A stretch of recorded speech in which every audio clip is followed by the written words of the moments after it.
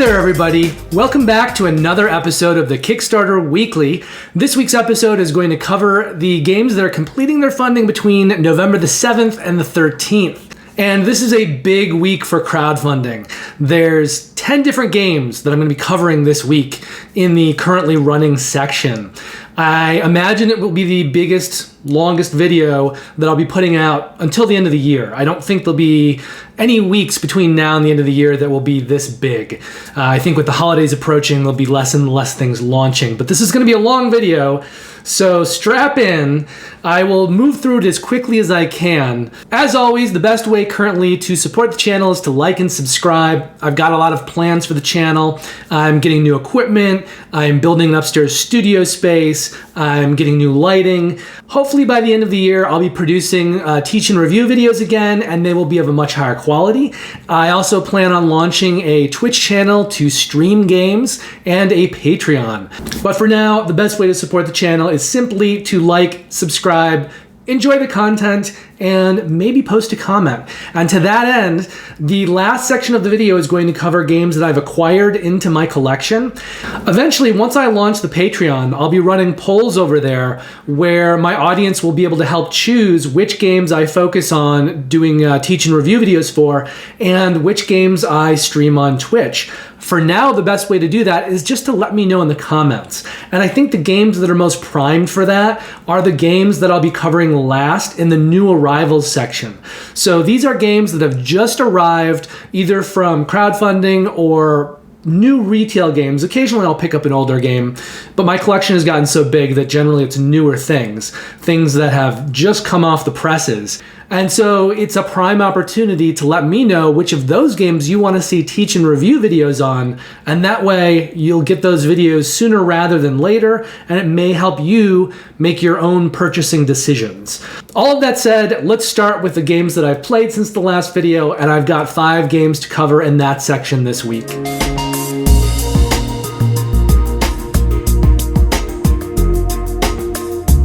The first of these is a pretty heavy Euro. It's called Gaia Project. It's got remarkably different factions with variable player powers. If you've ever played Terra Mystica, it's much like that, but set in space. It's also a lot like Clans of Caledonia, although that's a different publisher, whereas Terra Mystica and Gaia Project are the same designers, same publisher.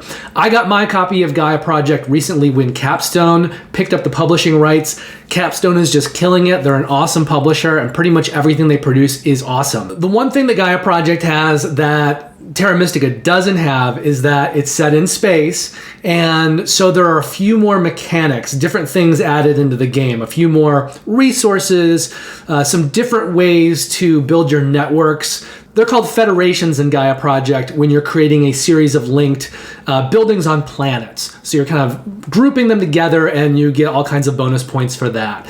But Gaia Project is a little more advanced than Terra Mystica. It's not quite so landlocked. You're literally in outer space. And there's a few more mechanics in addition to a few more resources.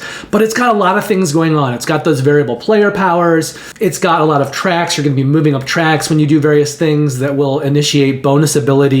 There's a lot of resource management, and it's pretty involved resource management. Some of it you will be tracking on your own player boards, but then there's this system of power that goes around in 3 different areas, and as you cycle your power around, you'll be able to use that to get some bonus abilities from the main board, maybe turn it in for some resources. So it's yet another thing that you need to manage. And that mechanic Gaia Project does have in common with Terra Mystica. Now, I think for me, I've played a lot of Terra Mystica because I've played it on Board Game Arena a lot, and I really like Terra Mystica. I've gotten fairly good at it. I know most of the base game factions. Gaia Project, I don't. And the factions, I think, are a little more involved with some of their powers. And every time I play a game of Gaia Project, usually 6 months to a year has gone by. So I'm a little green each time, and I'm not necessarily playing my best. I think this last time I actually was a little bit more competitive, although I was playing against 2 players who are really, really good at the game. One of them is an aerospace engineer. He used to work for JPL Laboratories, and he's like a computer with this game. So I don't really expect to beat him, but he is an opponent who keeps me on my toes. And I think if we play enough, will lead me to my best game. I think what I really need to do now is just spend some time doing the solo modes. There's a really robust solo system, and there are so many different factions that I'd like to set aside the time to kind of go through it and play each of the factions. Now, for me, the fact that I'm a little green each time I play it has probably dulled my enjoyment a little bit. I'm just not quite on my toes as I'd like to be. However, the game is really, really good, and I think at the end of the day, Gaia Project, I would say, is superior to Terra Mystica.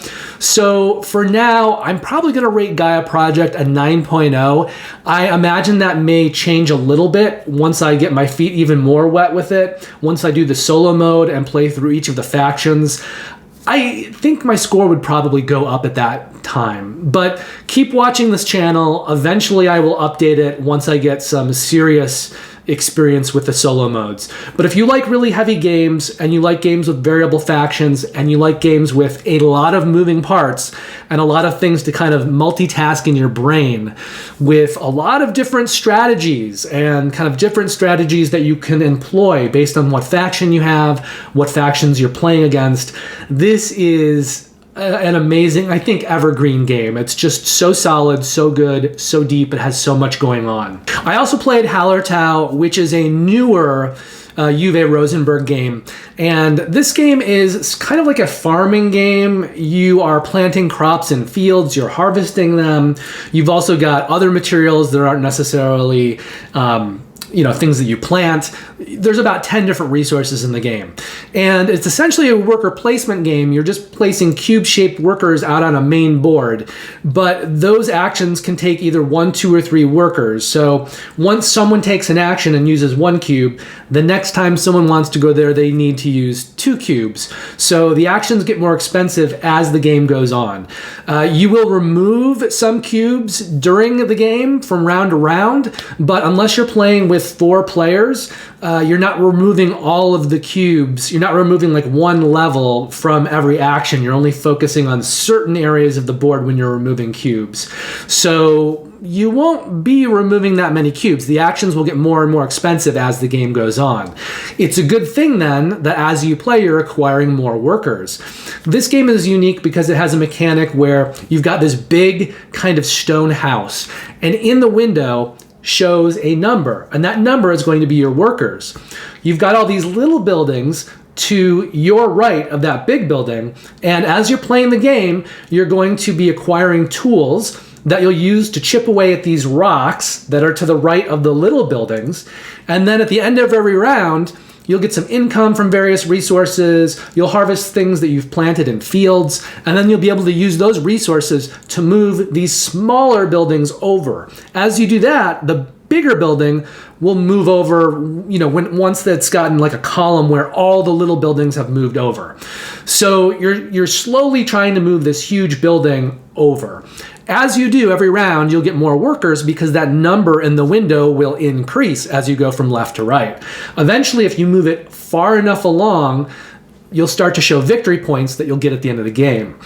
Once you move these little buildings over, you may expose some victory points as well. It kind of depends how you move the little buildings over in relation to the big building. There's also a lot of cards in this game. So some of the actions that you're doing will get you cards.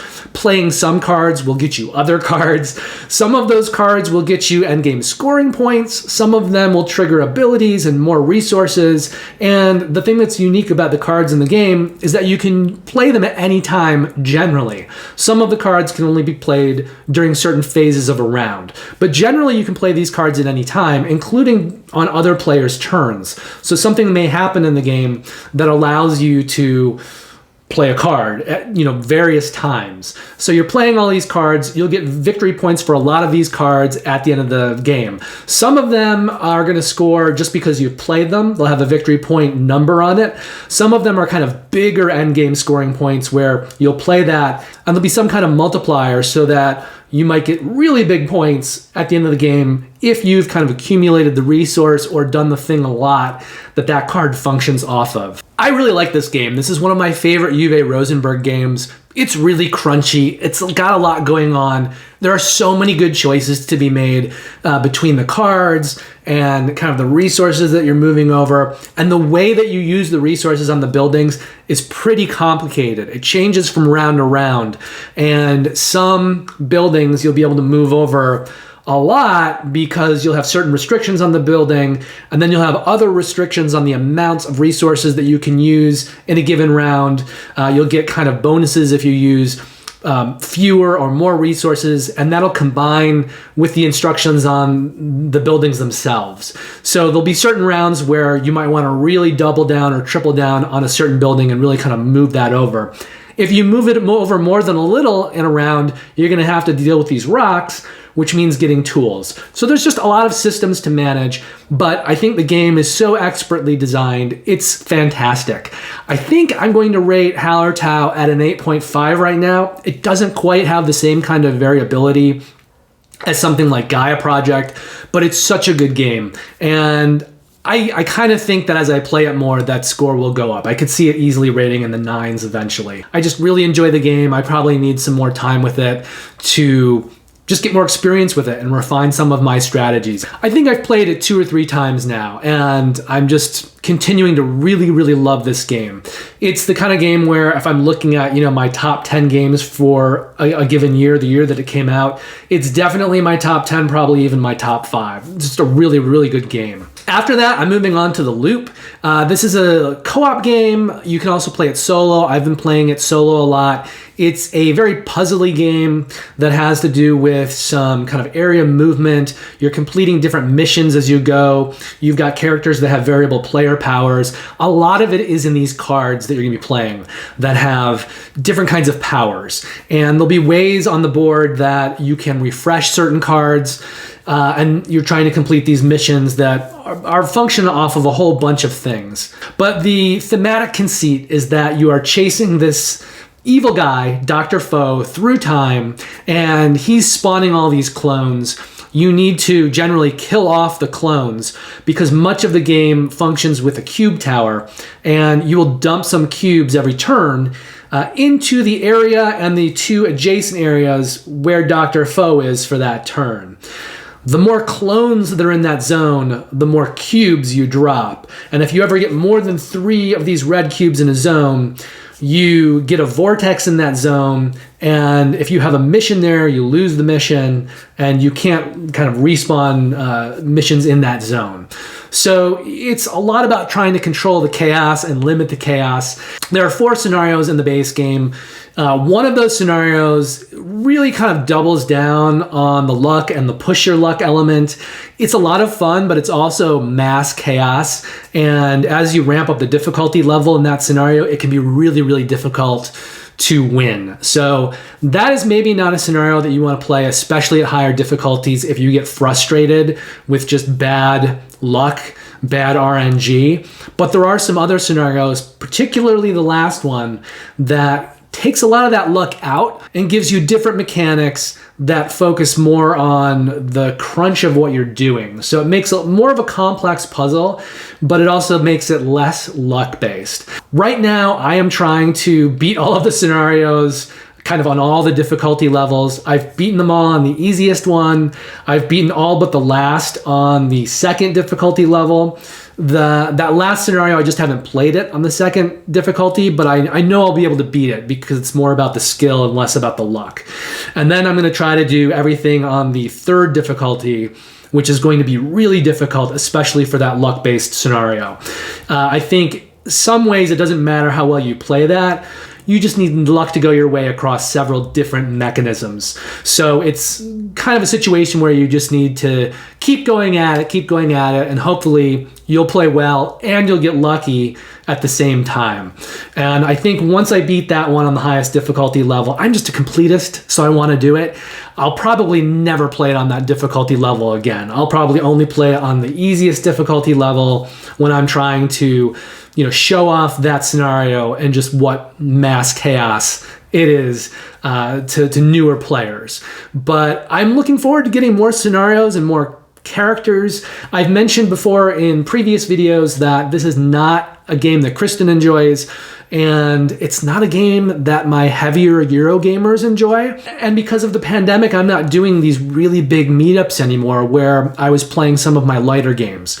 So once I kind of get through all the solo elements of it, and I've kind of had my fill with that, and I have so many games I kind of need to move on to other games, I'm not sure what the future will be for this game in my collection ultimately, but I'm really, really enjoying it. And if you like lighter co-ops that still have really good decisions, and kind of card play, this is a really good one. I've got Horrified, which is another co-op that I really, really like, but I think now having the loop along with Horrified is the thing that's going to get me to just remove Forbidden Island from my collection.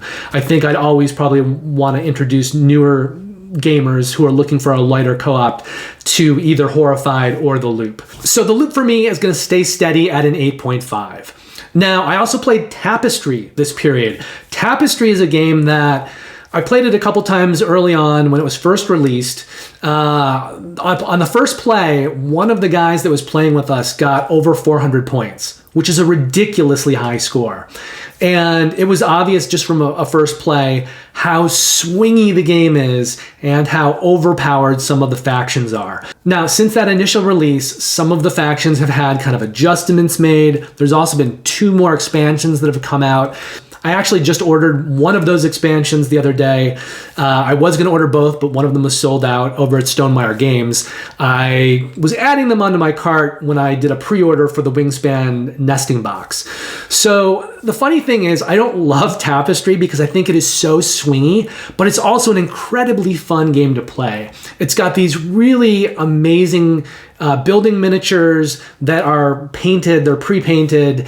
And another problem I have with the game is that there are these mats that you place these building miniatures on. And for how central that kind of mechanic is to the game, I don't think that area scores high enough. So I kind of have little problems with the game, but it's so much fun to play, especially if you're playing it live and in person. It's just really tactile. There's a lot going on, a lot of cool pieces to move around. So it is one of these games that is in some ways just pure joy. I just wish it was better balanced. And things have been done to make it a little bit better balanced, but it still has a lot of randomness and a lot of swinginess. It doesn't make it a bad game. It just, I think you need to know that going in, right? That's going to be potentially your experience with it. And if you're okay with that, I think you'll really, really love the game.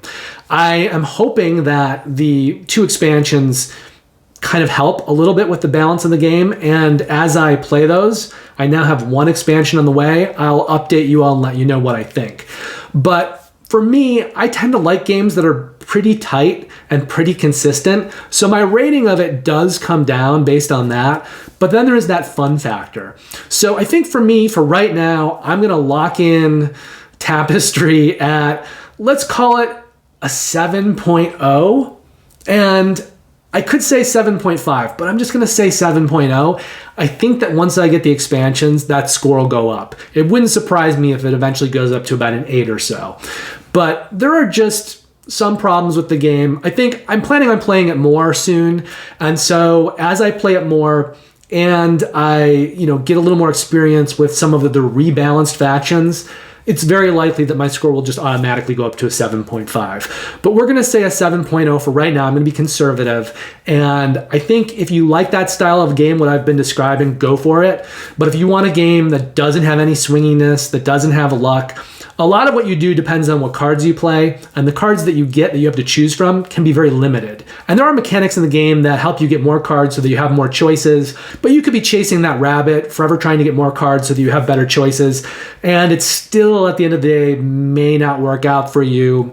And you just may end up with bad cards that kind of hobble what you can do versus someone else who may just draw some really great cards. And that can kind of just determine the game. So it's something to be aware of. I think the original game that I had where pretty much everybody scored close to 100 points, except for one person who scored over 400. And that was when the game first came out. So it wasn't like this person was an expert in the game or had, any great strategies. We were all playing it for the first time at that point. It was literally the swinginess of the game. But I think that extreme is an edge case. Nevertheless, it's still possible, and it happened. And so that's kind of what initially turned me off of the game. I'm trying to find my way back to it because it is inherently so fun, and I'm hoping that the expansions get me there, and I'll let you know if they do. But I will say that from my point of view, it is one of the swingiest of Stonemaier games and the most potentially problematic. The one game that I probably can't include in that conversation is Pendulum, because it's a real-time game and I don't enjoy those, so I've just stayed away from Pendulum. But I think Stonemaier makes a lot of really great games. I think Viticulture is amazing. I think Wingspan is awesome. I really like Scythe, even though I've played that a bunch. I've kind of hit somewhat of a wall with that. But I think those are all really good games. I know Viticulture had swinginess problems in the beginning, but I wasn't around at that time. I didn't really discover Viticulture until later, until that game had kind of multiple expansions put out and the essential editions and things that kind of fixed the swinginess of Viticulture. But now I think Viticulture is an amazing game. And even though Vital Lacerda is one of my favorite designers, I preferred Viticulture to Vital's wine game. They're both wine games, Vinous Deluxe. So that's how much I like Viticulture. The fifth and final game that I played this period is Verdant. This is from the team at Flat Out Games. They did Calico, they did Cascadia, and most recently they did Verdant. Verdant is about creating rooms, a tableau with rooms and houseplants. And there are a lot of scoring mechanics in this game. A lot. So much so that I pretty much backed this one for Kristen. She loves plants. I figured this theme is right up her alley. It's got art by Beth Sobel, who also did the art for Calico and I believe for Cascadia, and she does some of the art for Wingspan.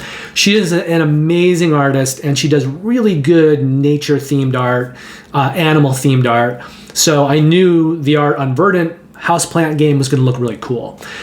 I am a little worried for Kristen because I know the theme is going to immediately draw her in, and despite the fact that the game is kind of mechanically not that complex, there's a lot of crunch to Verdant, unexpectedly almost. And so if you're someone like Kristen, it's possible that this game could cause you a pretty good amount of AP, perhaps some anxiety.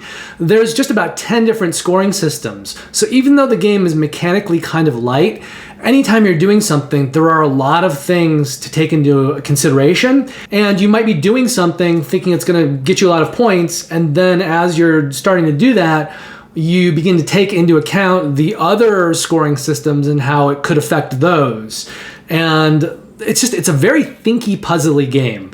I think it's fantastic. I really like the fact that there are so many decisions and so much crunch in this kind of a lighter tableau building game, but it's something to be aware of. It could be too much for some players who might be drawn to the game based on the seemingly lower complexity of it and just the package and the theme and how pretty it looks.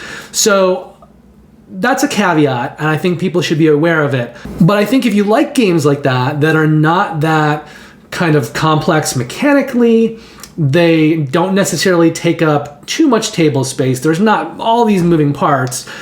There's some pieces and there's cards and there's some tokens and things like that, but it's all, relatively benign, I think. And within that kind of package, there's a lot of good decisions and a lot of thinking to be done. So I think for Verdant, if you like that kind of game, this game's going to be in the 9s for you easily. I might have to ding it down a little bit. I just tend to like kind of more games with more meat on the bone, but the puzzle in here is so good. So I think I'm just going to come out of the gate and rate Verdant an 8.5. And as I play it more, it's possible, perhaps likely, that it could even go up into the 9s for me. So definitely have your experience with it, see what you think, but Verdant is kind of a weird situation just because there's a lot going on and some of it is maybe a little bit at odds with what the package looks like. But it is a fantastic, amazing, so well-designed, clever game. And it has a lot to recommend it. So to recap the games for this week, I've got Gaia Project coming in with a 9.0, Hallertau with an 8.5, The Loop with an 8.5, Tapestry with a 7.0, but maybe room to move up eventually because it's such an inherently fun game. And Verdant's going to land immediately after a first play at an 8.5. It's that good. It really is. And I know flat out that makes all three games, Calico, Cascadia, and Verdant, they have another Kickstarter launching soon called Fit to Print. I have a feeling that you'll be able to get these games through that Kickstarter along with Fit to Print. So if any of those games appeal to you, and you can't find them at local game stores, you can't find them at online retailers, it may be possible to kind of just throw them into your pledge when you pledge Fit to Print if that's a game that you find yourself wanting as well. Okay, let's move on to the 10 campaigns that we have to cover this week.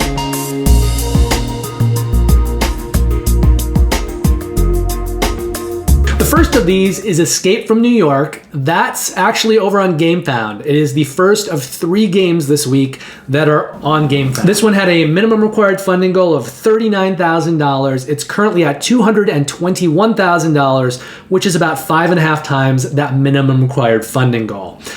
Something I want to quickly note before I move on with the rest of the Escape from New York listing is that I always bookmark the tabs in my videos, so if there's any campaign that you just want to jump to that you can, and if any of the campaigns that I'm talking about interest you, you can go down into the description of the video, click on the link, and it will take you right to that campaign, whether it's on Gamefound, Kickstarter, or BackerKit, although I don't have any games this week that are on BackerKit.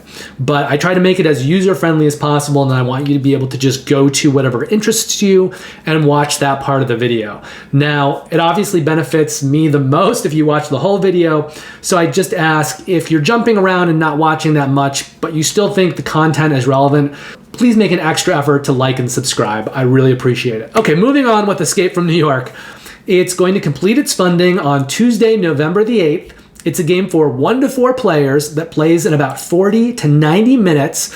Complexity on the game appears to be medium heavy, but just over the line. So it's kind of right on the line of medium light and medium heavy, but we're going to class it as medium heavy. And we're going to set the risk associated with this campaign at medium low. Now, this is a miniatures game. It is cooperative mostly, but there's a semi-cooperative element in it. It's got primarily deck construction, also tile placement, and it's an adaptation of the old John Carpenter movie, Escape from New York, that starred Kurt Russell. Now, the conceit of that movie was that Kurt Russell was this convicted criminal.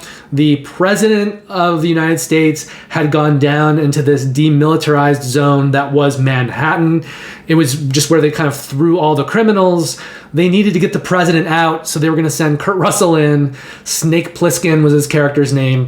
And if he could get the president out in 24 hours, they were basically going to give him a full pardon, and he wouldn't have to spend the rest of his life in the prison of Manhattan. So this is a miniatures game. It's from Pendragon Studio, who did Last Aurora, which is a game that I backed and really liked.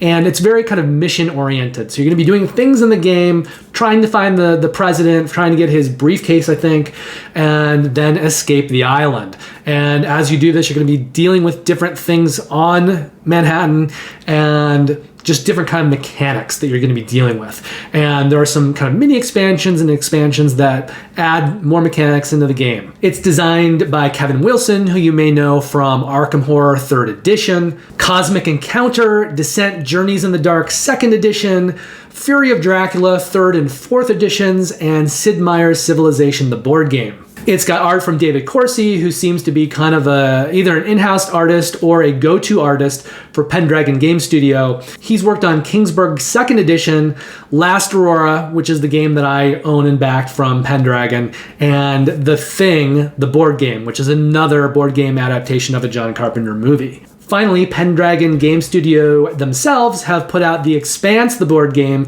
Last Aurora, and The Thing, the board game. For $58, you can pledge the core pledge. That's going to get you the core version of the game and the stretch goals. For $73, you can pledge the hero pledge. That's going to add in 4 hero miniatures and 40 prisoner miniatures. Now, the prisoner miniatures are all the same sculpt, so they all look the same. There's just 40 of them.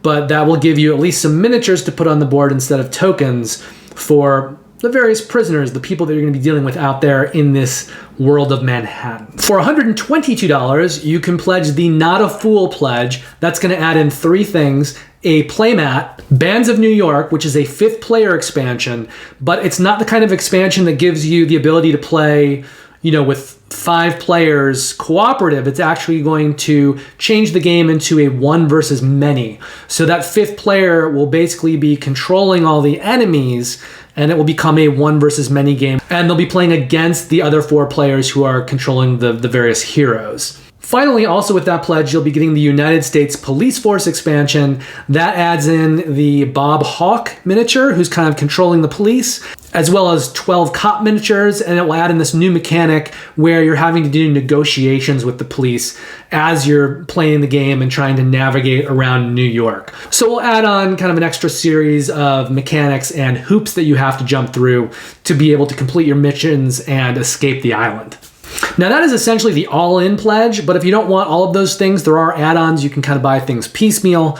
The Heroes set plus the Prisoners, that's kind of the basic miniatures for the game. That's available as an add-on for $21. Bands of New York, which is that 5th player expansion that gives you the ability to play a 1 versus many. That's also $21, and I didn't mention this previously, but it comes with 3 boss miniatures. So that 5th player will be able to choose from 3 different characters that they're fighting the rest of the characters with. If you're familiar with the movie, you've got the Duke, Slag, and Romero to choose from. For $19, you can get the United States Police Force expansion as an add-on. The playmat is available as an add-on for $24. There is a President miniature for $5, but if you were following the campaign before you pledged, you'll get that President miniature for free. If you weren't, you can add him on. Essentially, if you don't have him, there's going to be a token for the President in the game. So as you're kind of journeying around the board, you'll be taking this President token with you like a pet. But if you have the miniature, you can use the miniature. For $5, you can add on an official sleeve pack. It's going to come with 50 sleeves. Now, the base game and the stretch goals has 144 cards. So if you're trying to sleeve everything in the base game and the stretch goals, you'll want to get 3 packs of those cards. If you've got all the expansion stuff, that adds on 55 more cards. So you will then want an extra pack, and that's going to take you to 199 cards. So hopefully if you get 4 packs of sleeves, you won't have more than 1 sleeve that has any kind of damage to it, because you'll need all of the sleeves but 1. Finally, there's a wooden organizer for $58 as an add-on. That's not featured in any of the pledges, so if that's something that you want, you have to add it on. It will fit inside the base box, and you'll be able to put all of the content in there for everything, for all of the expansions, so it will fit everything. In the continental US, shipping has been estimated at $25, just a base shipping estimate, so it doesn't really matter what pledge you pledge. Your estimate is $25, and Pendragon Game Studio is planning on delivering this one in December of 2023. From there, we go to Black Mold, and this is the only game that I'm going to be profiling this week that hasn't already met their funding goal. However, I cover Kickstarter so much that I know that generally 2/3 of their business is done in the first, 48 hours, and 1/3 of their business is done in the last 24 hours. And then there's just very little business that's done kind of in that middle area. So they had a minimum required funding goal of $25,000. They're currently sitting at $19,500, which is 78% of that funding goal. To me, that indicates that they will get there by the time their game funds, although, there's always a bit of a question mark. Keep in mind, though, when you're pledging anything on Kickstarter, if the project doesn't fund, no money is ever taken from you. So you won't be charged unless the project funds. And this is a very, very cool looking game. It's also done by a very, very indie team, indie designer, this very cool artist, John DeCampos. So this is the kind of thing that I really want to highlight, because I think they need the word out there a little bit more, and they deserve to have their game funded. It's a really cool game. It may not be for everybody. It's got some kind of dark thematic art, but it's got some really interesting ideas behind it, and I think the kind of people that like this game are going to really like this game. So trying to get the word out here on this one. Black Mold's going to complete its funding on Wednesday, November the 9th. Now, Black Mold is for 2 to 5 players, and I need to make special note of that because if you go to Board Game Geek, it says 3 to 5 players, and 3 to 5 players can be kind of a restrictive player count. But if you look at their page on Kickstarter, it does say 2 to 5 players. So it is a 2 to 5 player game. Don't believe Board Game Geek. It plays in about 60 to 120 minutes. Complexity on the game is medium light, and we're going to set the risk associated with this campaign at high. The only reason I'm setting it at high is because this publisher's only produced and delivered one other game. I usually like a company to have 2 to 3 delivered games with positive feedback before I sort of downgrade them to a medium high risk over a high risk. So I'm not too worried about this one, but I have to kind of keep consistent and keep this at a high risk. Now, this is a horror themed game. It's a card game. It's very much centered around exploration. It's got some deduction, some push your luck. But what's going on here is that you're in this cavern system. You're trying to get out. You're trying to escape. And you're trying not to breathe in the black mold. So a lot of what you're doing, how you're moving, the actions that you can take are based upon this idea that's represented mechanically of you taking breaths and then holding your breath as you go and do things so that you won't breathe in or succumb to the black mold. There are a lot of kind of mini expansions in the various pledge levels, and for the most part, those mini expansions add in more playable characters. They all play a little bit differently. They have variable player powers. The kind of player mats for each of those is structured differently. So the more mini expansions you get, the more variability that you're going to have, and the different ways you'll have to engage with this kind of puzzle system at the heart of this game. Now, it's designed by John DeCampos, who previously designed Token Terror's Battlegrounds, also Philip Docolo, who also designed Token Terror's Battlegrounds, and the art on it is by John Dos Campos, who did the art for Token Terror's Battlegrounds. Now, John DeCampos is also a pretty cool artist who has his own website. It's called Ghostbat. He has art on there that you can commission if you want, or buy some of his art. I think his art is really cool. I've actually thought about getting him to do something for this channel, and eventually I may do that. I haven't done it yet, so I don't feel like I'm in bed with John just yet. But his art's really neat. It's dark and crazy, and I love it a lot. And it's another reason that I want to recommend this game to you. I want to keep him in business, being able to make his art and make games, and not have to give up the ghost and go do something else. He's too talented. We want to save him from other fates. Now, the game is being published by his company that he co-founded with a couple of other guys. One of those being Philip Docolo, or Philip DeCalo. I'm not quite sure how to pronounce that name.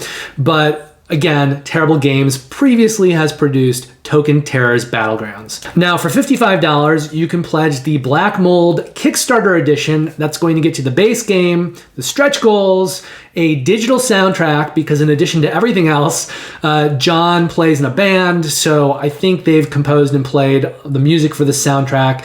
You'll have some very thematic music that's intended to be paired with the game that you can kind of put on while you play this game. Also, with that pledge level, you will automatically get the East Wing expansion, which has 3 additional characters. If you pledge $79, which is the Black Mold Prison Riot edition, you'll be getting 2 more of those mini expansions. One of them is the West Wing Staff expansion, which includes 3 more characters. And the other one is the South Wing Women's Cell Block expansion, which includes 4 additional characters. So that pledge level will get you 7 more characters. For $100, which is the Black Mold Deluxe Edition, you'll get all of that stuff, and then you'll get 2 more things.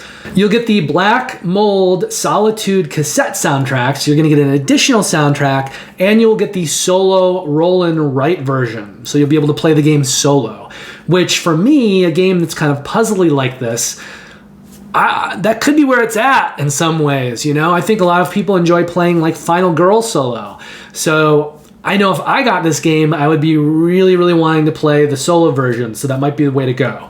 Now, they have a range for US shipping from $15 to $21. It's not clear to me if that range is, for all 3 pledges, but I think the range probably has to do more with whatever state you're in. So I think the shipping is going to be consistent from pledge to pledge, but it just may vary a little bit depending on what state you're in. Finally, Terrible Games is planning on delivering Black Mold in October of 2023, which is perfect. This will be, like Final Girl, this will be a game that you'll get around Halloween. be the best time probably to discover it and play it. From there, we go to another horror-themed game. This one's on a much bigger scale. It's Cthulhu Death May Die, Fear of the Unknown. This is the new Cthulhu Death May Die project from CMON. They had a minimum required funding goal of $200,000. They're currently at $2.1 million. That makes it the richest campaign fund of this video. It is a 10.5 multiplier. This one's going to complete its funding on Wednesday, November the 9th. It's a game for 1 to 5 players. Plays in about 90 minutes. Complexity on the game it's in that middle area, medium light to medium heavy, but we're going to call it medium light. And the risk on this campaign is low. CMON does incredibly rich, expensive campaigns, but they also have a lot of funding behind them, and they always deliver. So there's very little risk with this. Now, I'm going to go over all the stuff in this package, and I'm going to keep a running total because there's only one pledge level, but there are a lot of add-ons, and some of the add-ons get very expensive, and some of the shipping gets very expensive. And I'm going to circle back around at the end of this because they have not included a way to get seasons 1 or 2 in this campaign. Now, CMON always adds things right up until the last minute. I don't know if they'll add on season 1 and 2 stuff, right as this thing funds, or if they'll kind of put in a big pledge at the end, that like an all-in pledge. So I would say if you're interested in this, you could pledge it early, but keep watching it and definitely check in within the last day, because there may be even more stuff added at that late date, and there may be possibly season 1 and 2 stuff added in. If not, I'm going to tell you the best way to get season 1 and 2 stuff at the end of this entry, so stay tuned. Now, this is a horror-themed dungeon crawler. It's got miniatures, some pretty crazy miniatures. It works on action points. It's got dice rolling, lots of dice rolling, variable player powers. And this newest iteration, this base game box, the Season 3, is going to come with 6 new scenarios, and 2 new Elder Gods. They're basically like your boss monsters. But you're going to have more bosses that you can add on, and you're going to have some additional expansion stuff that can give you more scenarios. We'll get there. So the game is designed by Rob Daviau, who co-designed the original Cthulhu Death May Die. He's also kind of like the Pandemic guy. So he's worked on Pandemic Legacy Season 0, Pandemic Legacy Season 1, Pandemic Legacy Season 2. And he's also designed the Unmatched box, Cobble and Fog, which is my favorite Unmatched box. It's great. Also Marco Portugal, who's worked on Foodies, Massive Darkness 2, Hellscape, and Project Elite. Now, the artists were kind of hard to find. They're not listed on Board Game Geek, but I was able to go to the draft rulebook and kind of go way to the bottom. It was a very slow to load rulebook, but I've got a list of all the artists that are credited in that rulebook. Helder Almeida, Nicholas Fructus, who's worked on Ankh, Gods of Egypt, the original Cthulhu Death May Die, Kemet, Takanoko, and Zombicide Black Plague. Stefan Kapinski, who's previously worked on Mythic Battles Pantheon, The Others, and Project Elite. Karl Kapinski, who also worked on the original Cthulhu Death May Die, The Godfather, Corleone's Empire, Magic the Gathering, and The Others. Prosper Topaldi, who previously worked on a game called The Ninth World, the skill-building game for Numenera. Iwo Witolinski, who worked on Kung Fu. Richard Wright, who's worked on Blood Bowl 3rd Edition, Blood Bowl Living Rulebook, the original Cthulhu Death May Die, The Godfather Corleone's Empire, and Magic the Gathering. And Daniel Zram, who's worked on the games Anastyr, OrcQuest, and OrcQuest Warpath. Now, it's being published by CMON Global Limited. They're probably best known for Ankh, Gods of Egypt, Blood Rage, Cthulhu Death May Die, Rising Sun, and Zombicide Black Plague. All of the Zombicide games, but Zombicide Black Plague is the one with the highest rating on Board Game Geek. Now, there's only one pledge at the time that I'm filming this. It's $100. It's called the Unknowable Box, and that's going to get you essentially this new Season 3 core box and all the stretch goals. And if you're not familiar with CMON, the stretch goals that they put into the Kickstarter versions of things are ridiculous, insane. So many stretch goals. Way more stuff than you're ever going to find at retail. Just a ridiculous amount of extra content. But they also have a bunch of add-ons, and this is where the pledge is going to get really, really rich. So just today, I think, they released a Season 4 expansion. So you can get Season 3 and Season 4 through this campaign. The Season 4 expansion is going to be $65 as an add-on. And that Season 4 expansion is going to come with 2 more Elder Gods, 20 more monsters, and 6 more investigators. These games are, kind of variable player powers. So the more investigators that you have, the more ways that you can play the game using variable player powers. Now, we've also got several additional Elder Gods that you can add on. For $30, you can add on Ithaca, the Windwalker. For $120, you can add on the Unspeakable box. That's going to add in 2 more Elder Gods. I believe it's 11 more monsters and 18 more investigators. Then you've got Animal Allies. I want to add this on. It's $25 for the Animal Allies. And here's the big ticket item, the big new version of Cthulhu, because the original campaign had a huge Cthulhu statue. So they're not going to just give you the same one. Instead, they're going to have this big guy called, I believe it's pronounced Relaye Rising. And he alone is $180. He's this enormous miniature Elder God. And he alone will have a shipping cost of $45. So just that one thing is going to be $225 for the continental US when you add on the shipping. Basically, if you get him, your shipping costs are essentially doubled. So shipping for the whole thing in the continental US is being estimated at $33 to $45. I just like to go at the high number so that you're not surprised. So you don't think it's going to be, you don't say, oh, it's going to be $33, and then later you're surprised when it ends up being at the high end of the range.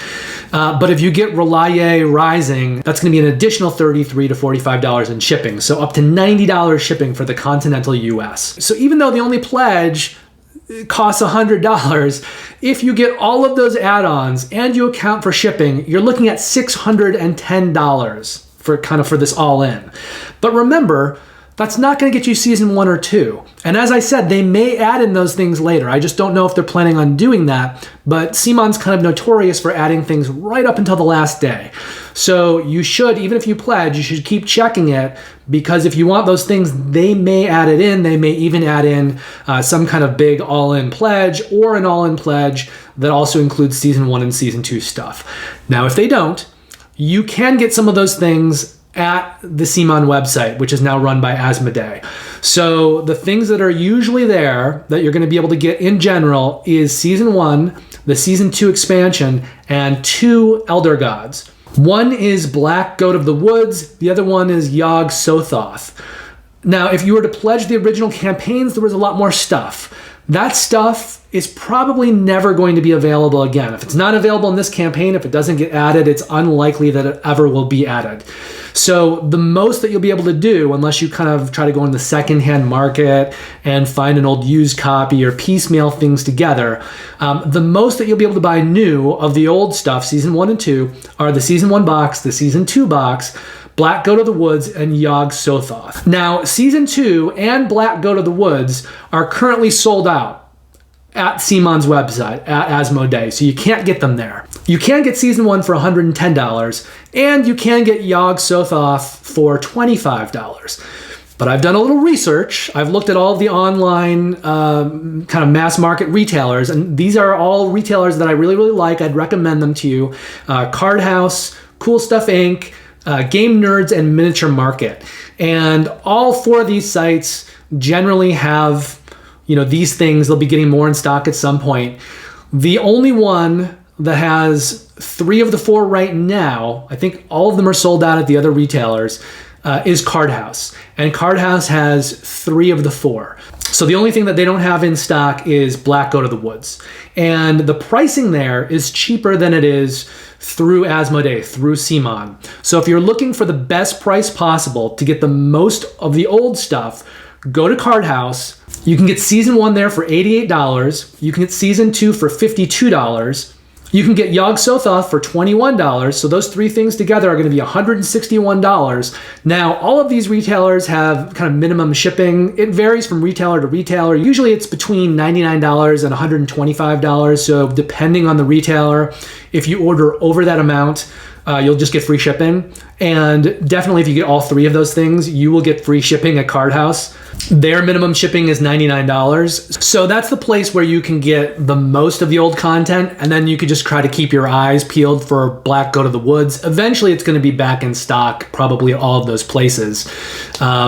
And I don't know, we'll see if it gets added to this campaign or not. But that is probably the best way to get all the old content. $161, Card House. If you're trying to get everything, $161 will get you, the season 1, season 2 Yog Sothoth. It'll probably ship out really soon. So your grand total there would be $771 to kind of get everything out there that you can possibly get at this time for Cthulhu Death May Die, and then you'll just have to try to grab Black Goat of the Woods at some point.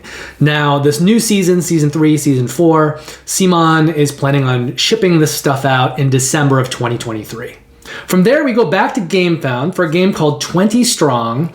This one had a minimum required funding goal of $15,000. They're currently at $360,000, which gives us the biggest multiplier of the week, 24 times that minimum required funding goal. Now, this one's going to complete its funding on Thursday, November the 10th. It's a game for one player, so it's a solo game. Although Chip Theory has plans for this game in the future to expand it, so it may end up eventually becoming more than a solo game. But for right now, it's a card game. There are 3 different decks. We'll get into that later, but it is a solo game. They also don't have a time frame related to it. Complexity on the game is medium light, and we're going to set the risk associated with this campaign at low. So it's a card game, it's a solo solitaire game. You're going to be doing kind of missions, you're going to be moving through a deck of cards and doing various missions that involve various mechanics. It's going to have dice rolling as a predominant mechanic. So a lot of when you're doing the various tests and challenges and things, it's all going to be about the things that you roll, how you use those dice, how you mitigate the dice. Now, they're viewing this as something that they're going to be able to do a lot of different decks with. They'll all be kind of linked. To start out, they've got 3 different decks. So one of them is going to use Too Many Bones, that IP. One of them is going to use Hoplomachus Victorum. And one of them is going to use a new IP for Chip Theory called Solar Sentinels. But in the future, they're going to be putting out a lot more decks, hopefully, if it does well.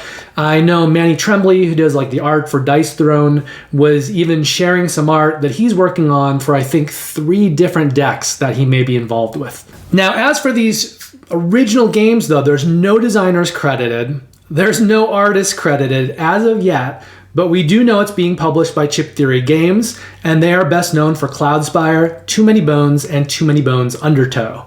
There's 2 different pledges in this campaign. The first is for $30. It's called 20 Strong Solar Sentinels, and that's going to be like their new IP. For $60, you can pledge 20 Strong All In, and that will get you the 2 additional decks, one for Too Many Bones and one for Hoplomachus Victorum. You can also add on those same basically pledge rates if you want to work it as add-ons or add on more decks. So you can get more copies of the Solar Sentinels at $30 each, or more copies of the 3 deck bundles at $60 each. Shipping on the game is free. So no matter what you get, no matter how much you order, you're going to get free shipping. The shipping has already been baked into the pledge prices. And finally, Chip Theory is planning on delivering 20 Strong in June of 2023. From there, we move to the Mosaic expansion, Wars and Disasters. This is back on Kickstarter. This one had a minimum required funding goal of $25,000. They're currently at $497,000, which is just about 20 times that minimum required funding goal. So they're just trailing behind 20 Strong a little bit in terms of having the highest multiplier of the week. The Mosaic expansion is going to fund on Thursday, November the 10th. This is a game for 1 to 6 players that plays in about 90 to 150 minutes. Complexity on the game is medium heavy, and we're going to set the risk associated with this campaign at medium low. Now, this is a civilization game. It's got area majority, it's got hand management. The primary mechanic here probably is the action queue, and it also features open drafting. It's designed by Glenn Drover, who's also designed Age of Empires 3, The Age of Discovery, Empires, The Age of Discovery, Railways of the World, and Raccoon Tycoon. It's got art by Jared Blando, who's worked on 1830 Robbers and Rail Barons, Cloudspire, and Steam. Hendrik Nowak, who's worked on Feed the Kraken, Glenmore 2 Chronicles, and the original base game for Mosaic, A Story of Civilization. Jacoby O'Connor, who's worked on Evolution, Lizard Wizard, and Raccoon Tycoon.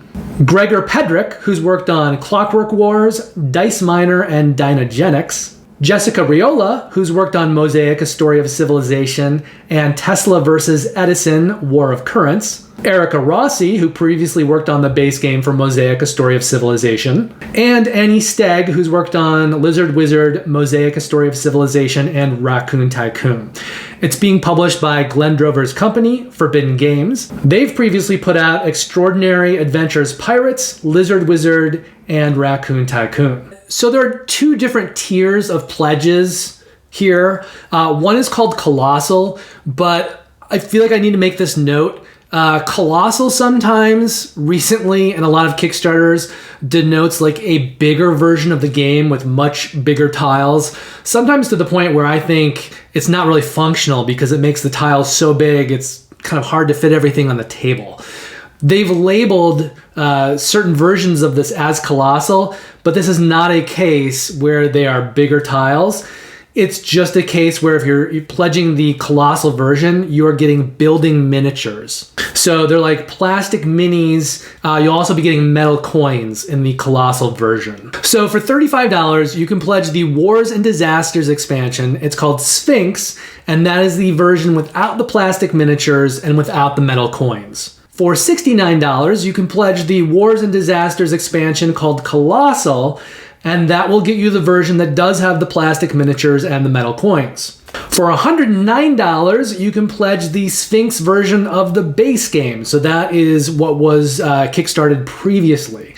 And again, that version will not include the building miniatures. So it's a pared down version of the game component-wise, no miniatures. For $129, you can get Bundle 1. That's going to include the base game and the new expansion. Everything is Sphinx though, so it's all the non-miniature version. For $189, you can get the Colossal version of the base game. That's the version with the miniatures. For $229, you can get the Colossal All-In. So that's going to take that Colossal version of the base game with the miniatures, and it will add to it a big neoprene player mat and these extra large player boards.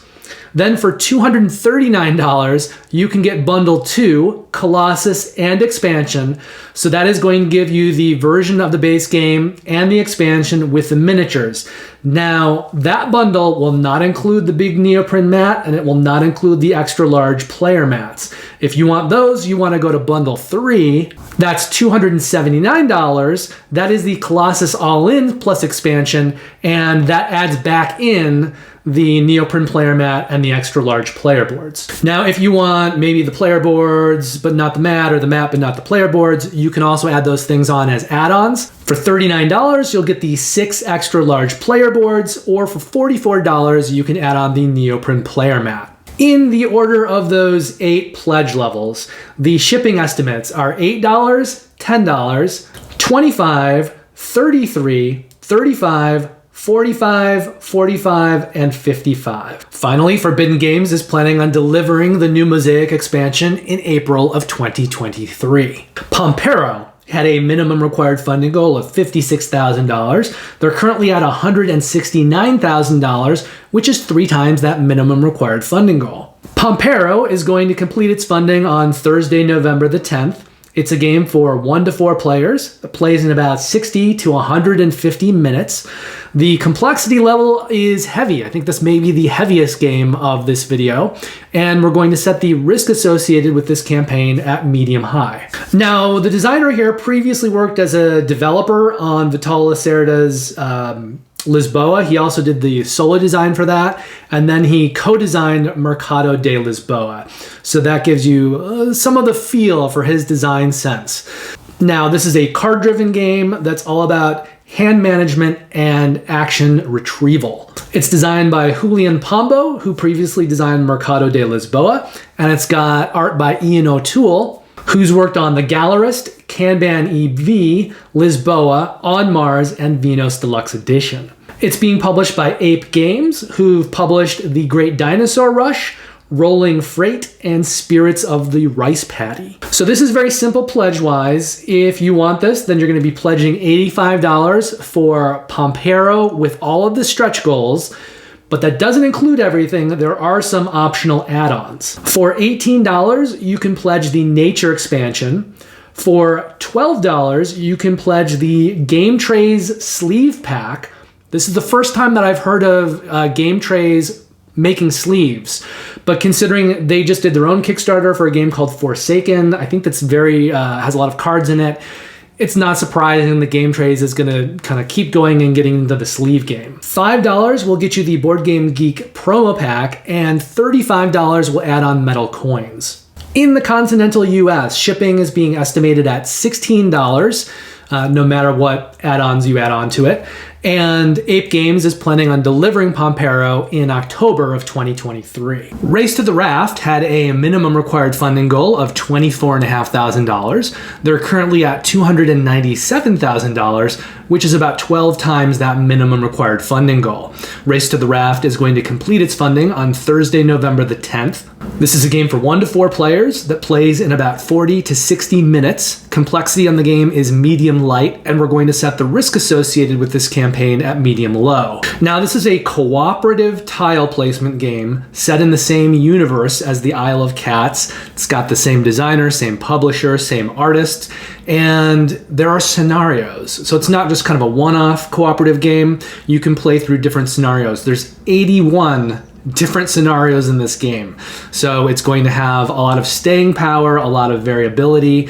If you like the Isle of Cats, and if you like cooperative games, you should really like this one. It's designed by Frank West, who's previously done the City of Kings, the Isle of Cats, and the Isle of Cats Explore and Draw. It has 2 artists. One of them, Miguel da Silva, previously worked on the City of Kings and Valdoran Gardens. That's another game that's by the same designer and publisher, but it hasn't had quite the same notoriety, I guess, as the City of Kings or the Isle of Cats.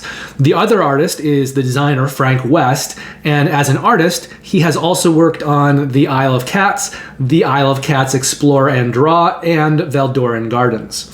The publisher here is Frank West's company. It's called The City of Kings, and they have published The City of Kings, The Isle of Cats, and The Isle of Cats Explore and Draw. Now, there's 3 different pledge levels for this one. There's no add-ons, so as you go up in pledge level, you're adding on different items, but those items are not available at an add-on price, at least from what I can tell. They might change that in the pledge manager. But for now, the only way to get the different items is to actually pledge the pledge level that includes them. The first one is $57. It's called the Race to the Raft Kickstarter Edition. That's going to include the base game and then a Kickstarter pack. If you've backed any of the Isle of Cats crowdfunding campaigns, you know that Frank West's Kickstarter packs usually include some good extra items, more cards, more things that give you more variability in the game, but it's a pretty good little pack, and that's the kind of thing that will not be available with the retail version. For $79, you can pledge Race to the Raft Deluxe Edition. That's going to give you everything from the first pledge, and it's going to add on 12 cat miniatures. Now, I think Frank's pleased with these cat miniatures because this kind of leads into the third and final pledge. For $124, you can pledge the Isle of Cats Fan Edition. That's going to include everything that we've talked about previously for Race to the Raft, but there's also a set of miniatures, similar miniatures, available for use with Isle of Cats. So it's an Isle of Cats miniature pack. Now the sculpts are going to be the same as the Race to the Raft, but if you get the miniatures for Race to the Raft, you're getting 12 miniatures. I think it's 2 of each kind. So if you're getting the miniature pack for Isle of Cats, you're going to get 37 miniatures for use in the game. The reason that it's such an odd number is you're getting a lot of miniatures for most of the colored cats, but those white colored cats, you're only getting a few. So that's why the number's a little bit wonky. But if you're backing like the miniatures for Race to the Raft, you're only getting 12 of them. You wouldn't have enough to use if you wanted to import them into the Isle of Cats. So if you want to kind of upgrade your wooden cat meeples in the Isle of Cats, you are wanting this higher level pledge with the 37 cat miniatures for use in Isle of Cats. Frank's done an interesting thing with shipping for this campaign, which is that the prices get cheaper the higher the level you pledge. Usually it's the opposite, right? Because you're paying more shipping for something that has more weight to it. But I think he's trying to reward backers who are pledging more money. So if you pledge for the first pledge, it's a $10 estimated shipping in the continental US. The second pledge level is $7. And if you pledge the third pledge that includes the extra 37 miniatures for use with the Isle of Cats, you're getting free shipping. Finally, the Isle of Kings is planning on delivering Race to the Raft in September of 2023. Alhambra, the Red Parade, had a very small required minimum funding goal of $5,000. They're currently at $35,000, which is about 7 times that minimum required funding goal. Alhambra, the Red Palace, is going to complete its funding on Friday, November the 11th. This is a game for 2 to 6 players that plays in about 45 to 60 minutes. Complexity on the game is medium light, but it's just barely medium light. Like, it's almost light. It's on that line, but it's just over into medium light range. And we're going to set the risk associated with this campaign at medium low. Now, this is a hand management game, a tile placement game. I think this is one of the cornerstones of the hobby, really, along with things like Carcassonne, maybe Dominion, Ticket to Ride. This is just a really good, simple game that's probably a great game for anyone to kind of start off into the hobby. Now, with this new version, they've made it slightly more complex. Still not very complex, but slightly more complex. And there are these kind of 3D wooden buildings, which you normally otherwise wouldn't have in other versions. Dirk Henn, the designer, has done Alhambra, Shogun, and Wallenstein. The artist, Patricia Limburger, has previously worked on 12 Thieves, Alhambra, and Skylands, and the publisher, Queen Games, is probably best known for Alhambra, Amerigo, Fresco, Lancaster, and Shogun. If you pledge at the $49 level, that's called the Red Palace Kickstarter Edition, you're going to get the base game, and then you'll get 3 mini expansions baked in, which are kind of a Kickstarter bonus. So I believe that if you were to find this thing out there in the wild and retail later, it would not include those extra 3 little mini expansions. The next 2 pledge levels are the same content, but there are 2 different prices. The first one is $99. It's called the Early Bird 20 Years Anniversary Edition. They only have 250 copies of this listed, but at the time that I'm shooting this video, they still had 169 copies left. So there's still plenty, but once that runs out, then if you want this content, this package, you'll need to go to the next highest level, which I'll mention in just a moment. It's the same content, it's just, I think, $30 more. So if you jump on this, if you want this, you can get the same content, this package, for a $30 rebate. Now, at this level, you're going to, of course, still be getting the new Red Palace edition, but you're also going to get 2 more versions of Alhambra. You'll get the Alhambra Revised Edition. You'll also get the Alhambra Designers Edition, and that is a version of the game that comes with 17 mini expansions baked into it. So there's a lot of variability in that edition. Quite frankly, I don't know why you would need like other editions if you have that edition, because there's so many expansions. There's even another edition of the game, which we'll get to later, that has even more mini expansions baked in.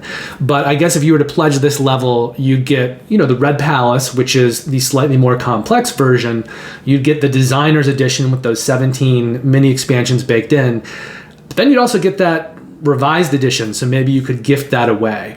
In addition, you'll also be getting the Alhambra Roll and Write, and you'll be getting an embroidered cloth bag. The next pledge level up is for $130. That is the 20 years anniversary bundle. It's the exact same thing as the previous pledge level. It just costs more, and once they sell out of those 250 limited copies, anyone who wants this bundle will have to pay that $130 rate. For $150, you can pledge the Big Box Alhambra bundle. You won't be getting the revised edition of Alhambra with that. You will still be getting the Designer's Edition. That's the one with the 17 expansions. And you'll also be getting the Big Box Second Edition. So this is another pledge level where you're getting multiple versions of the game. For $200, you can pledge the Mega Bundle. Now, the good thing about this one is that you won't be getting so many versions of the game. You won't get the Revised Edition. You won't get the Designer's Edition. You will still, of course, be getting the Red Palace Edition with those 3 mini expansions baked into that. And you'll also be getting the Alhambra Mega Box, which has 43 mini expansions baked into it. 43. That's a lot of variability. I think if you love Alhambra, this is definitely the way to go. The previous one that has the multiple editions, I'm not really sure why you'd want that unless you're kind of just spreading it out between family members, or maybe you're kind of donating one edition to a friend. If you really like Alhambra, though, this is probably the way to go. It's going to have the most variability, the most staying power. If you're just looking for an Alhambra experience, maybe a little more complicated than Alhambra is traditionally, but not too much, you probably just want to go for the first pledge level. The other thing with the Alhambra Mega Box is that the tiles are slightly larger. They're not huge. It's not one of these colossal editions where it's almost too big to play on the table. It just gives you a little bit larger, chunkier tiles, which are nice and fun to play. I think that's the way to go. I think that's the way that I would go. The only time I might want to maybe reconsider going with that is if you're going to be typically playing with, say, 6 players at the max player count, because even though the tiles aren't hugely different, if you've got 6 players around a table and everyone's, creating their own little tableaus of tiles, it could start to take up a lot more table space once you add that up with 6 players worth. Finally, estimated shipping for Alhambra the Red Palace in the US, depending on your pledge level, is $10, $12, or $17. So it's going to be $10 for the first pledge level that's just the Red Palace. It'll be $12 for either of the anniversary bundles. They just vary in price, but they're the same content. And then whether you're pledging at the big box pledge level or the mega box pledge level, your estimated shipping is $17. Finally, Queen Games is planning on delivering Alhambra the Red Palace in August of 2023. From there, we go to Destinies Witchwood, which is over on Gamefound. It's our third and final Gamefound campaign of the video. This one had a minimum required funding goal of $25,000. They're currently at $440,000, which is 18 times that minimum required funding goal. Destinies Witchwood is also going to be completing its funding on Friday, November the 11th. This is a game for 1 to 3 players, so it's a little bit of an odd player count. Plays in about 90 to 150 minutes. Complexity on the game is light, and we're going to set the risk associated with this campaign at low. Now, this is an adventure game, an exploration game, probably exploration more than anything else. Storytelling, it also requires an app. It's got miniatures that you're going to be moving around a board, and some tile placement as you're putting out little tiles that signify different things and going and interacting with tiles. Essentially, what's happening in this game is you're playing with 1 to 3 characters. You're moving around a map and you're interacting with things, trying to sort of follow your story, your character's story, and I guess solve the puzzle of that story. Some of the things that you'll be doing, all the different characters can do, they can interact with it, but there will be elements that will just be relevant to your character. The interesting thing about this series, I think, the Destiny series, is that usually when you're playing a game like this, it's a cooperative game where you're kind of playing against the game. This turns that on its head a little bit. You're actually playing a competitive game. You're playing against the other players. You're trying to sort of have the most efficient solution to your character's story and puzzle. And I believe, if I'm remembering correctly, I believe whoever finishes their story first wins the game. The downside to this is that there isn't randomization in the stories. The stories are always the same. So once you play it, you're going to know that character's story. And depending on how close attention you're paying to the other characters, you may know most of their stories as well. Some of it is kind of behind, a screen, a player screen. Like some of it, you won't see all of their stories. Some of the stuff you won't get watching other players play. But a lot of it you will, which means that this is a game with different scenarios baked in. But once you play through it once or maybe twice, you're going to know everything about it. There's not a lot of replay value in this. The original base game came with a couple other expansions you could add on. This is a new expansion. It's scenario based, so by the time you've accumulated all the different expansions, you'll have a bunch of scenarios. But as you play through all those scenarios, the life of the game for you will be extinguished. If you really like this game, hopefully Lucky Duck will keep making more expansions, but you're not really going to be able to go back and play previous scenarios. Especially if you're playing competitively, which is what the game is, you will have a huge upper hand against newer players because you'll know ahead of time the things that your character needs to do, which would make playing it competitively again very unfair. It's really kind of neat. The app is kind of cool. The stories are cool, but it does have kind of a limited lifespan in terms of how much you can play it. This latest expansion is designed by Karol Gorniak. It's got art by David Kovacic, Magdalena Lesasinska, who worked on the original Destinies game, and Cezary Szymanski, who worked on a game. The name is in a different language, so I'm going to have trouble pronouncing it, but I'm going to give it a try. It's Casper Rix E. Kroll Zebracow. Destinies Witchwood is published by Lucky Duck Games, who previously have put out Chronicles of Crime 1400, and the original Destinies base game. There's 4 pledges for this one, and then a lot of add-ons, so if you kind of want to get things piecemeal, or if you've pledged it before, but you didn't get everything that was available in the original campaign, and you want to add things on now, you can kind of choose which things you missed the first time around. The first pledge level is $39. It's called Witchwood Pledge. That's going to get you the new expansion and an additional scenario pack called All That Glitters. For $53, you can pledge the Witchwood New Gameplay Pledge. That's going to give you everything that's new gameplay-wise with this campaign. So that's going to be the items from the previous pledge, and then 2 additional things, the Adversity module and the Character Traits module. The Adversity module is going to give you challenges that you can put into the game, which will give you some rewards when you complete them, and it will also make the gameplay a little bit more tactical.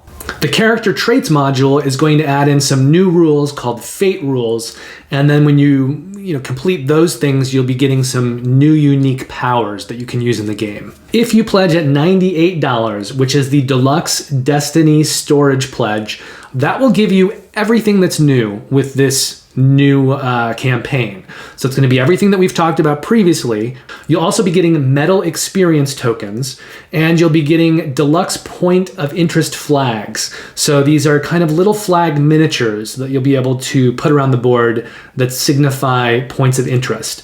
Finally, you'll be getting a big storage box, and everything that has been made for the game so far will fit into this oversized storage box. For $216, or the Destinies Mega Bundle Pledge, you're going to get all of that new stuff, and then you'll get everything from the first campaign. That includes the base game, the Sea of Sands expansion, the Myth and Folklore expansion. Both those 2 expansions include more scenarios that you can play. You'll also get metal medieval coins. Now those are different than the metal experience tokens. So if you have both of those, you're going to have 2 sets of metal coins, one that represents the money in the game, the other one that represents the experience points. The only thing that was available during the first pledge were these metal coins. And finally, you'll also be getting the Bound by Fate expansion. That is not an expansion that includes more scenarios. Rather, remember going back, the game is normally only for 1 to 3 players. If you want to include a 4th player, you can get this expansion, but it changes the game up and it has people play in teams. So you'll be playing scenarios 2v2. Now, if you want to piecemeal things and do them as add-ons, the Adversity module is $8. The Character Traits module is $7. I'm going through all of the stuff for this campaign first, and then I'll get to the items from the first campaign. The Metal Experience tokens are $12. Those miniature points of interest flags are $18. And that deluxe storage box is $44 as an add-on. Now, moving on to the items from the first campaign, if you want to get the Destinies base game, that's $49 as an add-on. The Sea of Sand expansion is $30 as an add-on. The Myth and Folklore expansion is $25. The Bound by Fate expansion, that's the one that makes the game able to be played 2v2.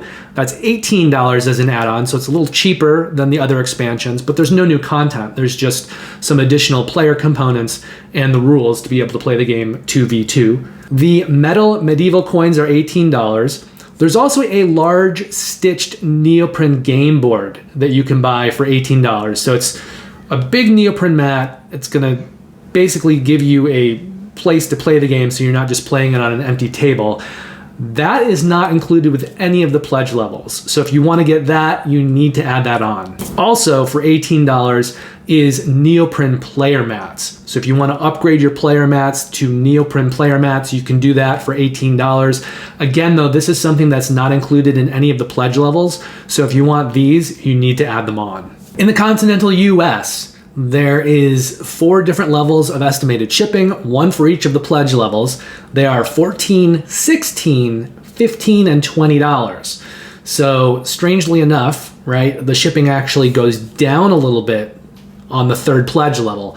And the reason is that you're getting that deluxe storage box, which I think is going to make shipping a little bit easier for them. You're getting actually more content, but I think there's less work that goes into shipping that because I think some things are going to come preloaded in the box. So there'll be less items for them to deal with once they get to the shipping stage. I think that's why it's a little bit cheaper. But either way, it is a little bit cheaper. Maybe they're just trying to incentivize you to get the level with that storage box. Finally, Lucky Duck Games is planning on delivering Destinies Witchwood in August of 2023. That brings us to our 10th and final campaign of this video. It's for a game called Life of the Amazonia. This one had a minimum required funding goal of $20,000. They're currently at $116,000, which is about 5.5 times that minimum required funding goal.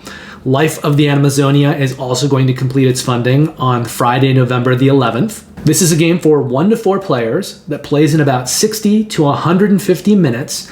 Complexity on the game is medium heavy, but this is another example of one that I think is just over in the medium heavy range. So it's almost on that borderline of medium light, medium heavy, but it's just over into medium heavy. And we're going to set the risk associated with this campaign at medium low. Now, Bad Comet, the publisher, recently delivered a Kickstarter for a game called Wild Serengeti, which had these amazing animal meeples in it. And in that game, you were trying to kind of move the animal meeples around. Players are wildlife photographers, so they're trying to move the animal meeples around, get them in certain areas so that they can, fulfill goal cards and snap a picture of a certain group of animals. This plays off that a little bit, but that game was kind of more centered on area movement and set collection. This one has to do with also pattern building, but more so bag building and tile placement. Now, if you've seen the meeples for Wild Serengeti, I think the part of the game that made that game as big of a hit as it was these amazing animal meeples. So they are doing more animal meeples for this game, and they're front and center in this game as well. Life of the Amazonia is designed by Jamie Bloom. The art is by Sophia Kang, who previously worked on Shalia Warring States and Wild Serengeti. And the publisher here is Bad Comet. They previously published Shalia Warring States and Wild Serengeti. There are 3 pledge levels for this campaign. For $65, the Toucan tier, you can get the base game and the stretch goals. For $99, which is the Macaw tier, you're going to get upgraded resource tokens and upgraded base components. In both cases, what that means is there are cardboard components or tokens that will be upgraded to wooden tokens and components. Finally, for $129, you can pledge the Jaguar tier. That's going to add in 2 more things. So you'll be getting everything we talked about previously, but 2 more things. There is a waterfall in the game. It reminds me a lot of the Everdell tree. So it's going to have kind of scoring things on it, and it is a 3D constructed item. If you pledge at this level, you will be getting an upgraded version of that waterfall that is made out of wood. And also at that pledge level, you'll be getting card sleeves. Now, if you want to pick and choose certain things as add-ons, you can also do that. The upgraded components are $21. The upgraded resource tokens are $29. And remember, both of those things are wood versus the cardboard in the base game. The wooden waterfall of life is available as an add-on for $25. You can add on card sleeves for $8. And then also for $8, you can add on a meeple set. It's called the Life of the Amazonia meeple set. This is just an additional collection. It's all of the meeples in the game. I believe it's only 1 of each. This isn't really for use in the game, but the animal meeples are so cool, and I think people want more of them, like for display, to use as tchotchkes, to put on a shelf.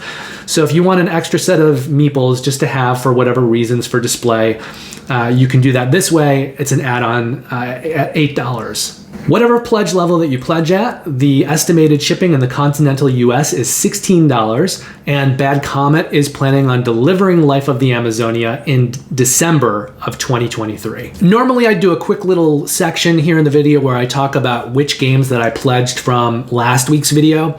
I covered 3 games in last week's video. I did not personally pledge any of them. Next week's video, this section may be longer though, because there are a lot of really good games. I profiled 10 of them. I'm not sure how many I'm going to personally back, but there are half a dozen of them that I'm probably closely looking at. So tune in next week and you'll find out which of the 10 games that I covered I personally ended up backing. Finally, I'd like to quickly talk about the games that I've acquired into my collection since the last video.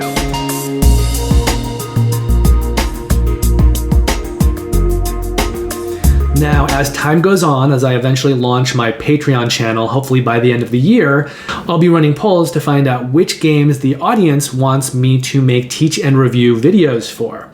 Until that happens, I'm just going to ask you from now on, for the next couple months in these videos, which of these do you want me to start considering making teach and review videos for? So this week I've got 5 new acquisitions. If any of these pop for you, if these are games that you're really interested in, you want to hear my thoughts about them, you want me to play them sooner rather than later, you want to learn how to play them, let me know in the comments and I'll move those games up to the front of the line once I start producing teach and review videos again with better equipment and lighting. That should probably happen around the end of the year. So the first of these is Dice Throne Santa versus Krampus. I love the entire Dice Throne line. It's just a very light game where you're doing some card play and you're rolling a lot of chunky dice and you're activating powers. And there are a lot of different characters. They've done a season 1. They ended up doing a season 1 re-rolled under a new publisher, which was Roxley. And then they did a season 2. I believe each of those sets, season 1 re-rolled and season 2, has 8 to 10 characters. I forget the exact number. And then they also did a Marvel version that has like 10 different Marvel characters. And I don't always love light games. I don't think that they often offer me enough choices to kind of make playing games interesting. But Dice Throne is amazing. You still get these choices in there, and at the same time, you're getting this really, really fun tactile gameplay with these chunky dice. It's a little bit like, let's say, King of Tokyo, but King of Tokyo is very simple and very samey. In Dice Throne, the cards, the dice, and the powers and tokens as well are all different from character to character. So even though the mechanics in general are kind of similar from character to character, it's easy to pick up a character once you've played another one. It's not like a game like Root or something where you have to learn a whole new set of mechanics. The mechanics are similar, but each character plays a little bit differently and it feels different.